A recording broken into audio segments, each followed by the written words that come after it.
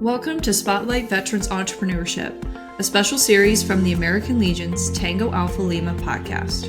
I'm your host, Ashley Gorbolja.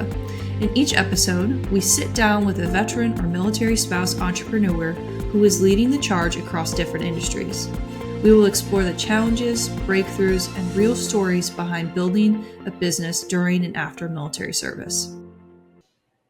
Today we're joined with Brian Marchegiani, president of Mack Brothers Elevator and U.S. Army veteran who served 5 years with the elite 75th Ranger Regiment, including 2 deployments to Afghanistan. After transitioning out of the military, Brian applied his discipline, tactical mindset, and drive for excellence to launch a specialized elevator repair company based in Vermont.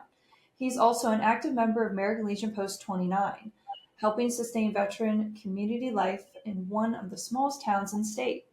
Brian, welcome to the Tango Alpha Lima podcast. Thank you for having me. Of course. We're super excited. I'm excited to get into all the ups and the downs of your business. Oh, yeah, we knew that was coming. Be prepared. I have plenty of corny jokes. I am from the Midwest, so Let's have Fantastic. So what I like to do is I like to split things into themes because I am that kind of nerd. And so we're going to kind of cover 5 different topics. And so the first I want to discuss is from service to elevators, right? So the origin story, what inspired you to take the leap into elevator repair after your time in the service?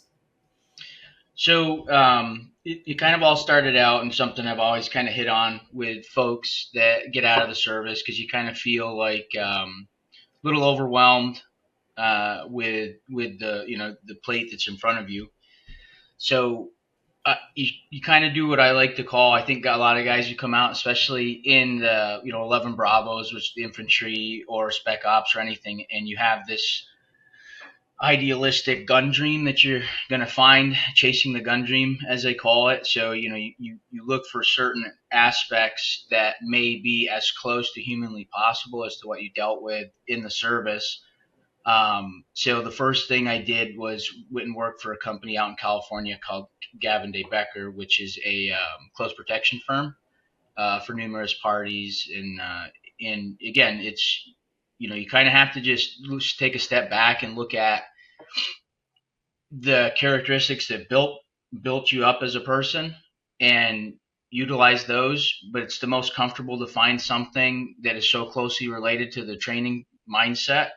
So I tried that for a short amount of time, and it wasn't doing it because I don't think there is going to be a 50-50 marker where you can have the same amount of camaraderie and tactics and things that kind of really gave you interest in the first place in being in any community, not just spec ops in the military. And, you kind of have a couple of failed attempts, and I think a lot of guys get discouraged after that point. So then before I had flown out and moved everything across the country, I had done an interview for the IUEC, be through my stepfather, who was also a veteran, and he said, just do the interview. It can't hurt. So we got to talking. I did the interview. As I'm out in California, I get the phone call. They're like, hey, you're up on the list. You passed the interview. Everything went great. Your resume was awesome. And I was already there, chasing that gun dream. And I lost a little bit of time when I could have started even sooner. But then again, it just hit me one day. I said, look, I grew up mechanically, electrically, very involved. So it was something that kept my mind busy. And I think that's a lot of problems that stem from the way we suffer is this high tempo with whatever unit you were with, and that camaraderie. So you have to find something that's closely going to match it. You can take your character growth and apply it to the same way, but it almost has to be a completely different chapter of your life, in my opinion, for you really to do well. So I got the phone call on, I think it was a Tuesday, at which time I said, I'll take it. So luckily the supervisor I had at the time was like, you don't need to hand in 2 weeks or whatever. So I essentially cashed in everything, sold everything, drove across the country through the 4th of July. And I showed up here, left Thursday, got back home on Sunday, and I was working for the elevator trade that Monday morning. So it was kind of that in itself is that don't look before you leap, I think is also it can be great and it can be not great, but I don't think anybody would have done that without a background that's like, trust your instincts, trust your gut, and go for it because it just felt right thing to do, and I knew I had already checked all my blocks with chasing that gun dream. So that's how I got started. So they used the Helmets to Hard Hats program, which really makes it streamlined for veterans. And that was huge because there's a big waiting list. It's a very difficult trade to get into. A lot of qualifications and training is needed, but that's how I got started. And, if you were to conclude that, it would be I just made the realization that if I took what I learned as a Ranger and being my time in the military and almost applied it to a completely different category, it was almost like a no lose scenario was capable because the guys are so motivated and so smart, and what you learn about yourself, know thyself when you're in the service, especially in a unit like that there's very little that's going to stop you when you put your mind to something. But chasing that gun dream is something that I personally think a lot of guys do. I did it. Various things, looking at contracting and security and all that. And I had to have that realization one day and, and say to myself, just take the same mindset that made you a Ranger and apply it to a trade, a blue collar trade, essentially. So that's how I got started.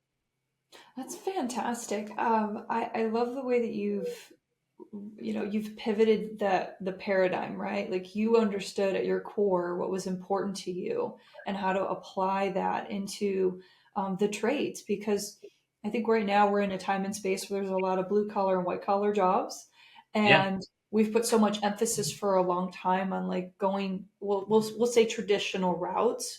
And so it is very common for folks to get out, especially in high tempo regiments, your company's, whatever job occupation you had, regardless of branch. If you're used to that, you want to stay in something similar. So for you to kind of pivot and be like, I'm going to lean back on some of my experience in electric and mechanics, but also apply all of my core ethos and what I've been doing for a long time into something different, right? You took a leap. A lot of people are nervous to do that, or it looks too cumbersome. It's right? nerve-wracking. It is just getting out is nerve-wracking, and it feels like the right thing to do at the time. And then all you do is you just miss the guys every day. You're like, I miss the camaraderie, I miss everything. And then you search for that recreated feeling. And I think a lot of guys don't find it, which is why I think you have a lot of, veterans that deal with even worse depression and even worse, characteristics, because it's just, I think you just have to be aware enough to sit down and just have a meeting with somebody, best friend, wife, girlfriend, husband, whatever, and just break it down like that. But that was a big one. That was the largest, most successful move I made at that time. I had, like I said, traveled across the country, stopped, did this, did that. I had a few weeks to get out there, really learned who I was, and that's when I made the decision when I was in California to come back and just put everything I had into it. I'm so proud of you. It's incredibly inspiring. It really is. I mean, there's a lot of folks who have a really hard time taking the hard left, and sometimes they opt into the easy right. And that easy right sometimes leads you down a path that is okay for the short term. But what you've done in that hard left is you made the long term strategic, I'm going to do this for the betterment of myself. And you're right. When we talk about community as a military connected community, there's something missing. And it sounds like as you were building your business in the trades, and we'll kind of lean into the second question here is, as you're building your business into the trades, what were some of the biggest challenges of breaking into this specialized industry? And how did you kind of like take some of those lessons learned from your past and apply them to what's carried over? Absolutely. There's generally it's a difficult industry to get into because it is very small. It is a specialized trade.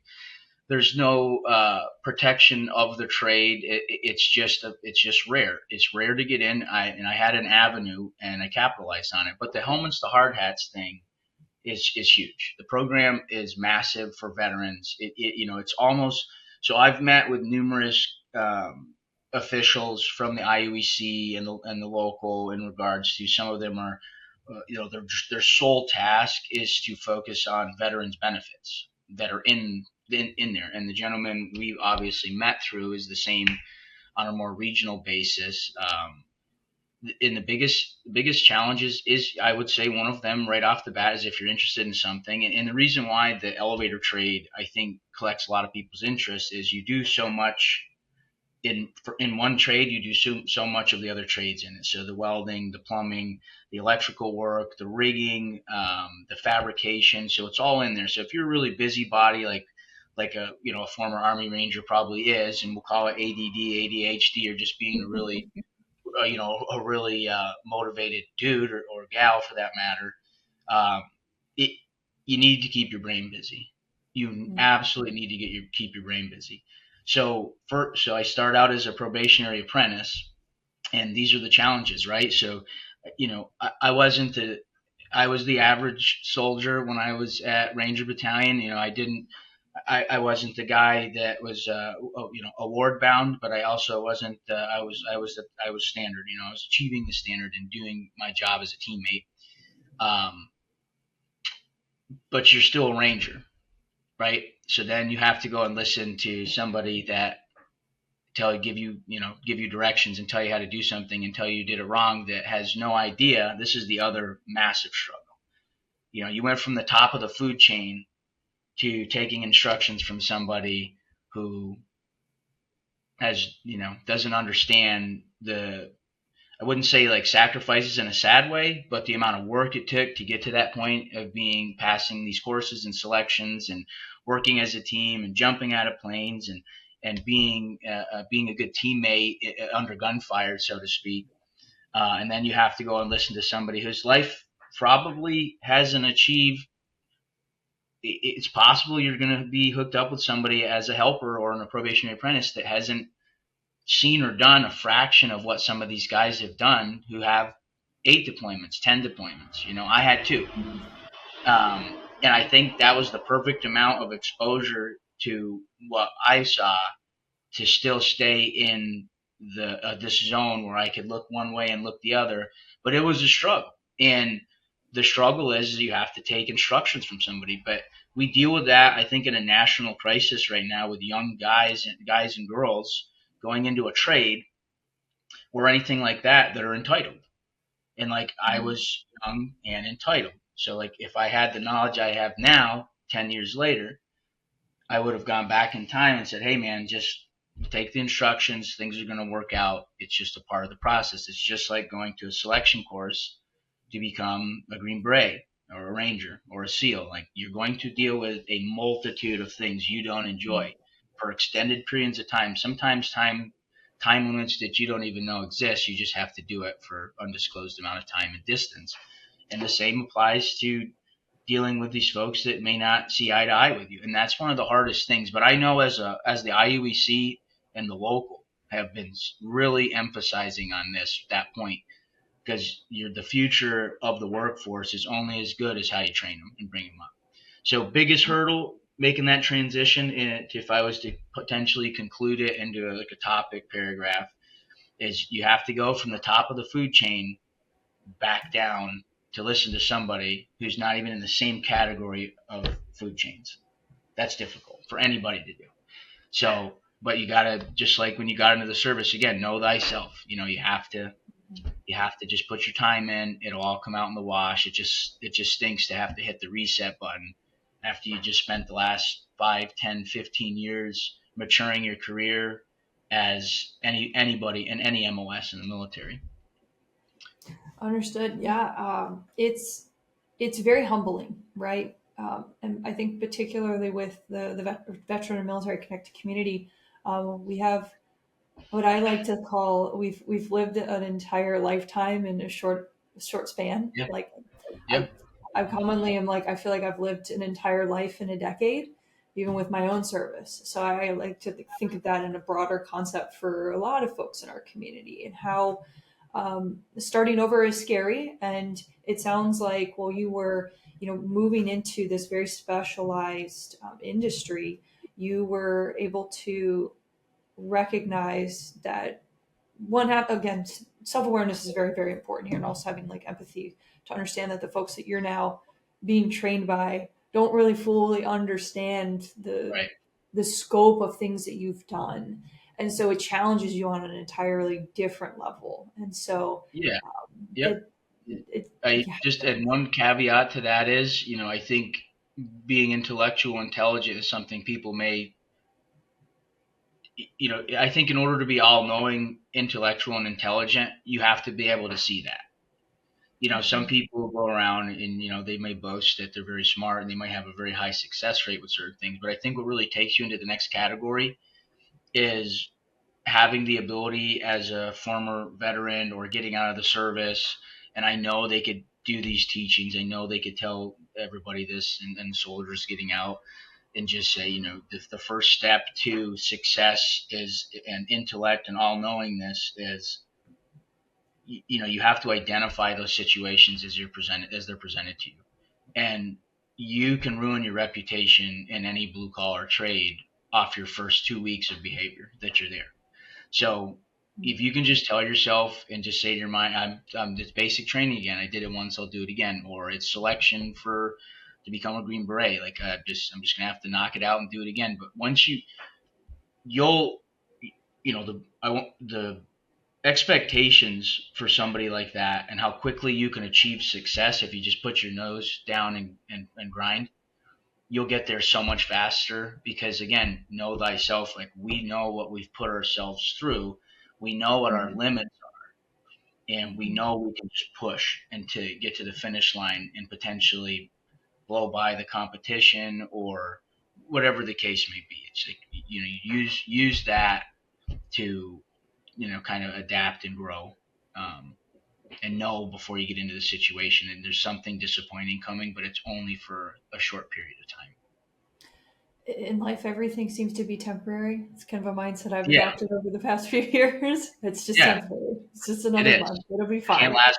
Can't last forever. Can't So last forever, that's right? a point to take with Uh, you as if you get into that probationary phase anywhere in any trade. Absolutely. So, with where you've started, it sounds like between workforce leadership and mentorship, if I feel like you've had some really awesome folks in your corner that have provided you with this mentorship, especially leaning into the trades now. Like, are you still in touch with some of the folks that have trained you? Um, Obviously, you've gone into starting your own business and working in this field. Um, but what's kind of your approach to hiring, training in the trade that's often underserved? Yeah, so I do keep in contact with some, and this is a good line that I like to use when I talk about this, and people ask me, should I stay in longer? Should I get out? And it's some people need the army, and the army needs some people, and that just is general in the military. So some people need the structure. It's less to think about, and they're good at it, and they're disciplined, and that's where they want to be. And those people, if they know that at the bottom of their hearts, they should be staying. They should be staying, and they should be putting their time in. You got to try to go to school where you're in. But on the flip side, like I said, some people need the army, and the army needs some people. So I said that right, right? Yes. So I'm pretty good with it. all right.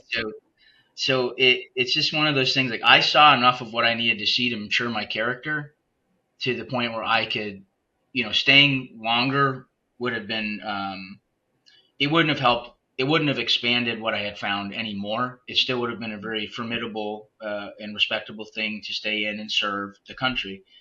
But something weird hit me about it, and that's when I had cut the line off at my first enlistment, because I knew I could do more on the outside with what they exposed my character to, um, so that I could really really soar on the outside. I didn't know the terminology for that, but I could feel it.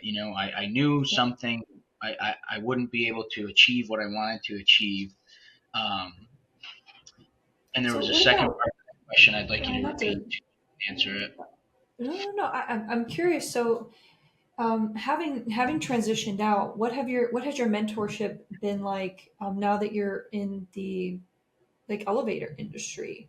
Obviously, it's Yeah. very niche. You said it's hard to get into. Have there been folks who have been able to help you? Are there groups Yes. like So affiliations and different things like that? yeah. So basically, when I got in originally, they had an actual mentorship program. And I think they disbanded it up to this point because I don't think it was achieving, checking all the blocks the way they wanted to. But now we're getting back into it.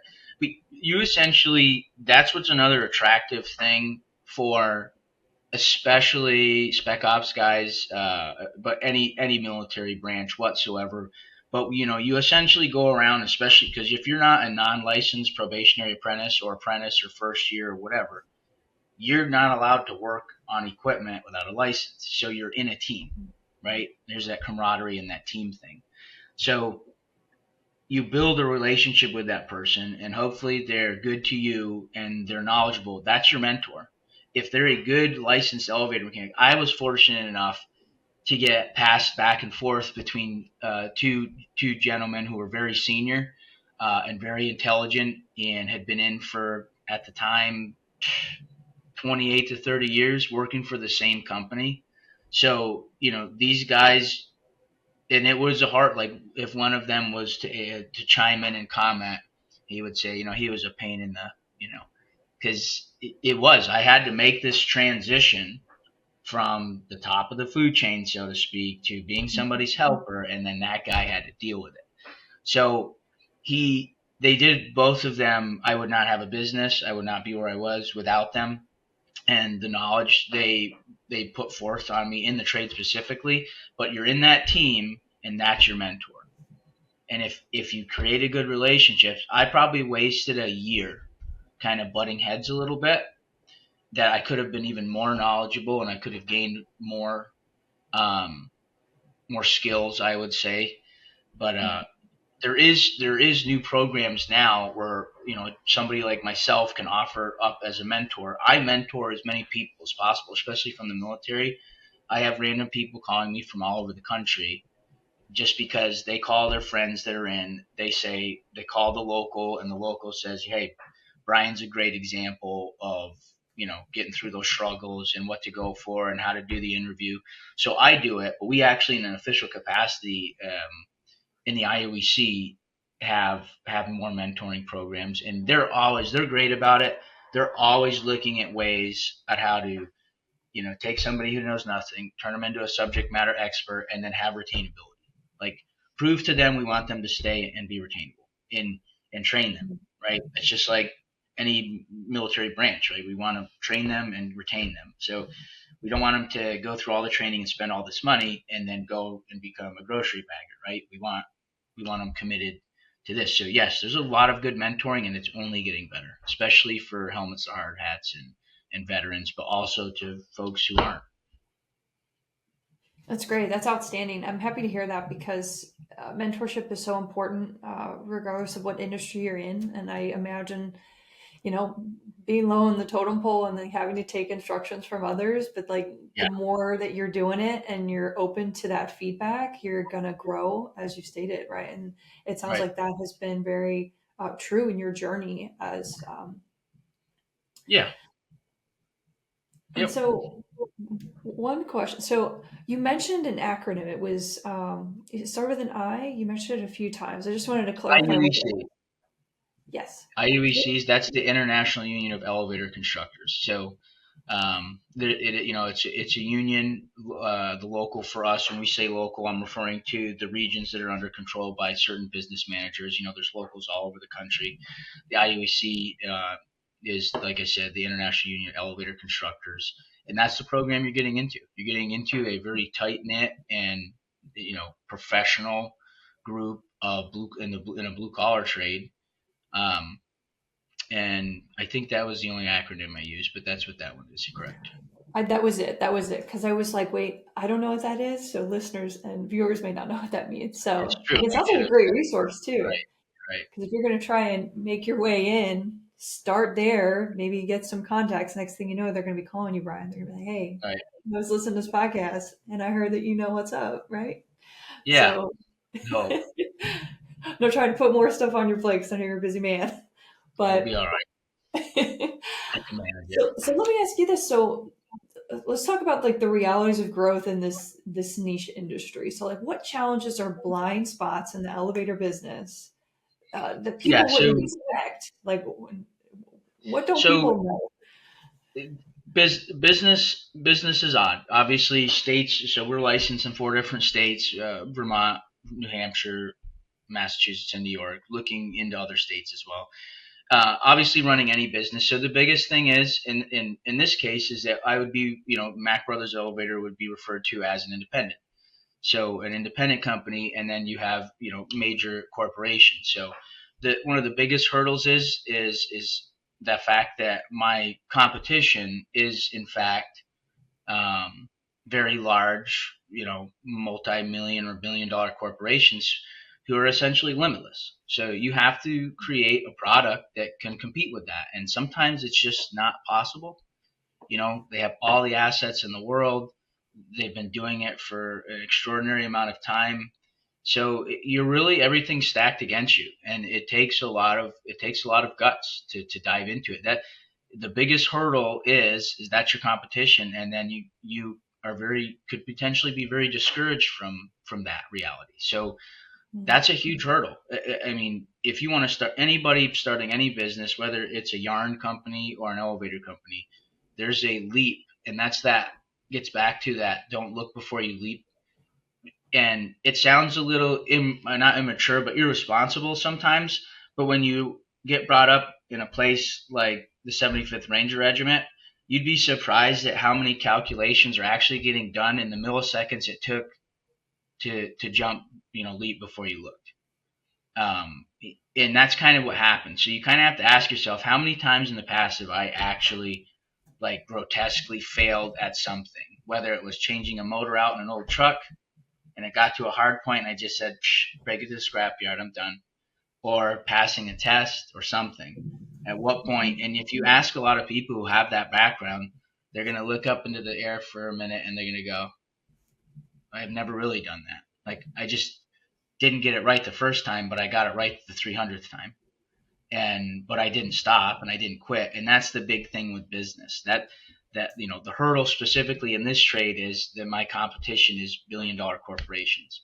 Uh, the hurdle from a personal standpoint is it's excessively stressful. It takes a lot of guts, but again, know thyself. So you learn all these great things in the military and how to push yourself even further, and that's everything in business. Like, it's never easy. If you look for the cookie cutter answer, um, to make you feel good about going out on your own and with it doesn't matter with barely any savings, but you have a really good idea and you can work endless hours to achieve your goals. None of it is fun. Which again, so I still know a lot of Green Berets. They're very good friends of mine. One of them in particular has a hilarious saying. We were trying to figure out like what is it about the chaos that is attractive? Like why do we go around and try to recreate it in so many different scenarios? Safe chaos, not like dangerous jump out of a plane without a parachute. Safe chaos. Understood. So he, Yeah. he's like sometimes I'll just buy something.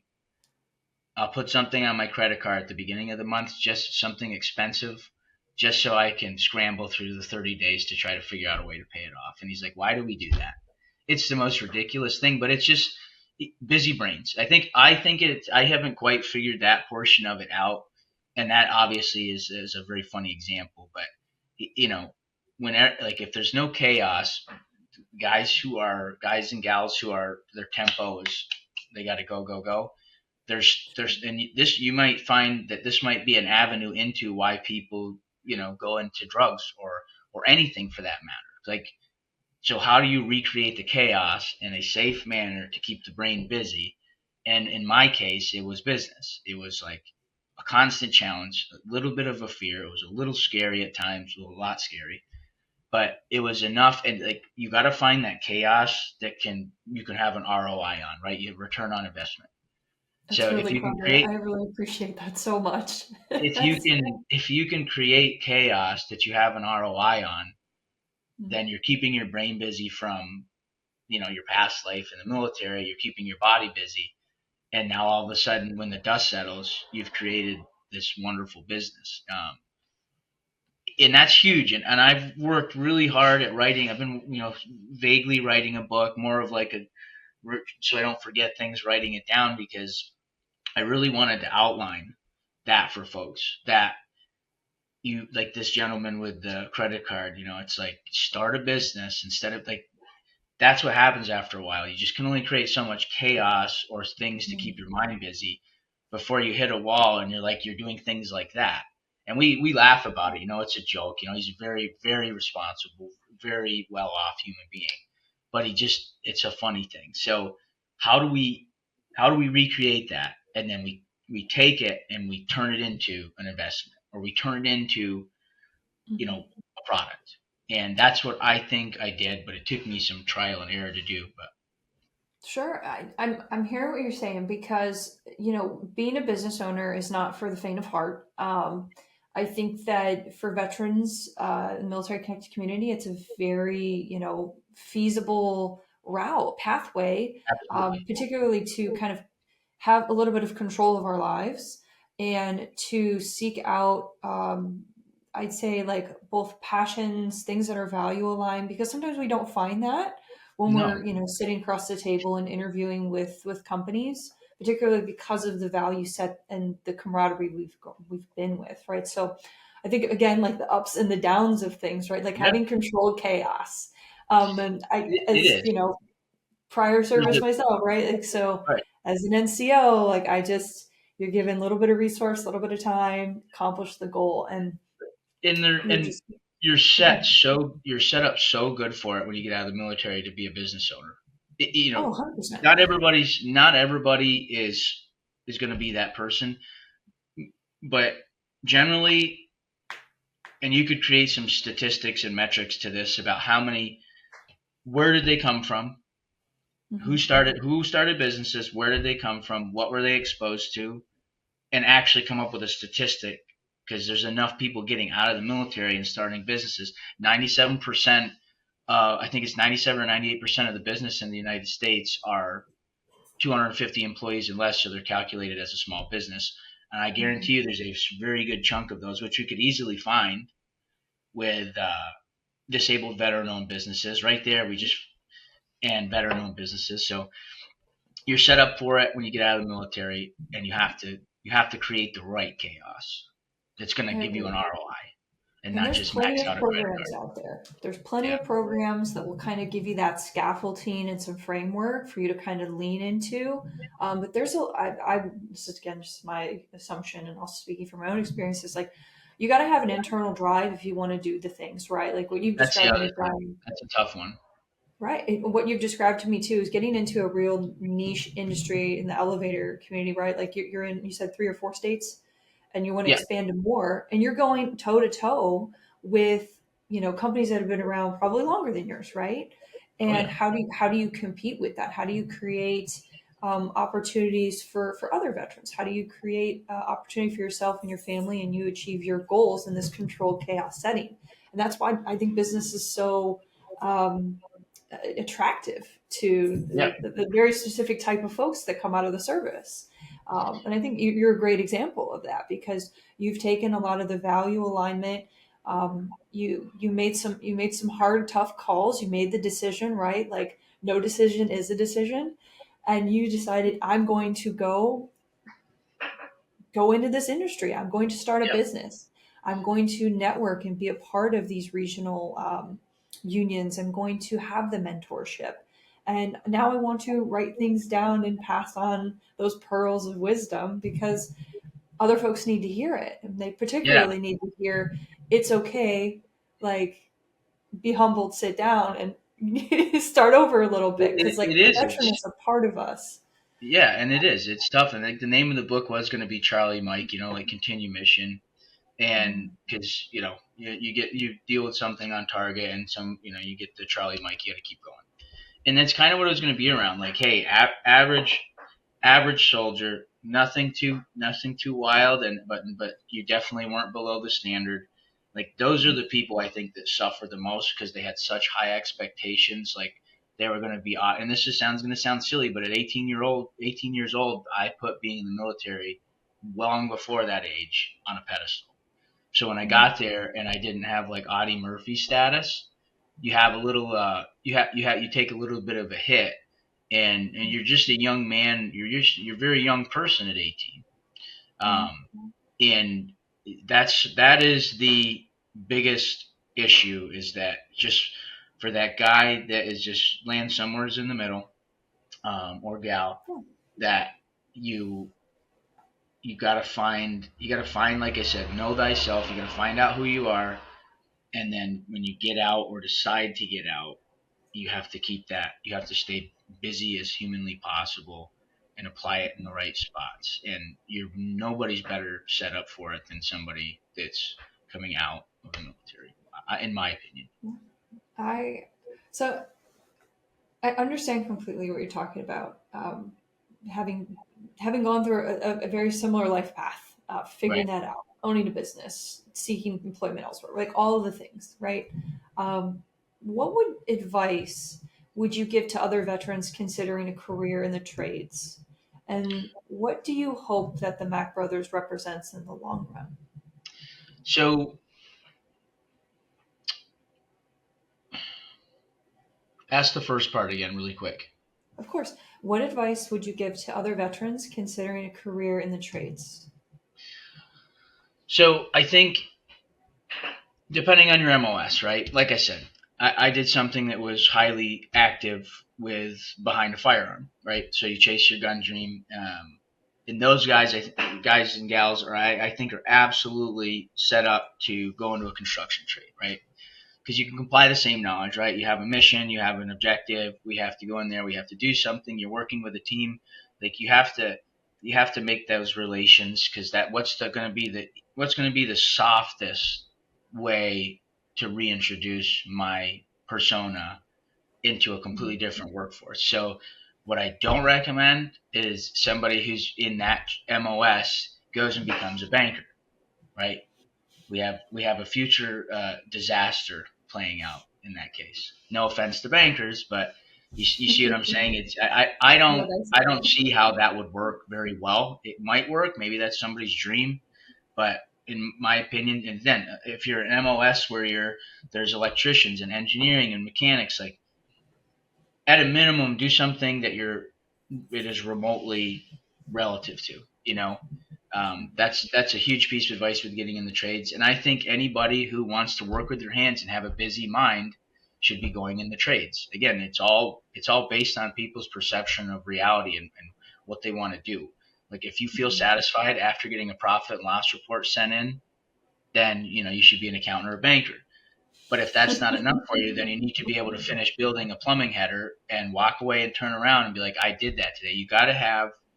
You have to have a start and a finish. Type A people need a start and a finish and a product to observe when you're done, because then you have self-satisfaction. I think my generation in particular, it's not taught enough today, where it's like you're supposed to put your pride into something and then turn around and look at it right when you're about to walk off the job or walk out of the office building and say, I did a good job today. Like I actually started something. I did the 300 items in between that and the finish to get it to the finish line, and I did it. And you're supposed to feel good, and you're supposed to go home and be happy with your spouse. And I just don't think it exists anymore at all. Well, So you've raised a good point. A lot of us don't end up seeing the final product. And when we're in the military, right, many of the things we do, we actually get to see the end result. And we get to be a part of the whole process, and we get to lead and make decisions, right? And so a lot of folks who do step into the white collar job pathway, right? Nothing wrong with that, right? yeah, There's always going to be someone higher to you. You're not going to be able to implement the exact amount of change. I think what you're describing in the blue collar space and the trade space is that if you are someone who really thrives on like task completion and making sure you're getting the things done in the right order, or like there's definitely some conscientiousness in this. There's also some different traits, right? Know thyself. Yeah. That could be the field for you. Like, there's a saying, it's like idle hands or something like that. I can't think of what it's Yeah. called. Yeah. Um, Um, but I'm hearing what you're saying, and I think that there's a lot of folks out there who will benefit from hearing, like, know yourself. Don't, like, don't not go the trades route because of uncertainty. Like, really think about who you are, what you want to accomplish, what the avenues are for a business, or getting that experience in one of the trades, whether you decide to yeah. go into elevators or I mean, electrician or HVAC, whatever you decide to do. and depending um, on your age, I mean, most of these programs do OJT hour, on the job training hours, and they'll put you through school. And yeah, 4 to 5 years, most trades, you'll have a journeyman's license or a full license. So, what's 4 years? You're making money the whole time. What's 4 years? At a minimum, go out and get a license. In the A trade, if you want to work with your hands, you find one that you enjoy, go and get a license. And then if you want to go to college and become a brain surgeon with the GI Bill, at least you go have for that it. license. You know what I mean? Right. It's huge to just and then like young kids too coming out of high school, and they're like, I'm not really sure. It's the same principle applies. I'm not really sure what I want to do to really finish off my my forever job.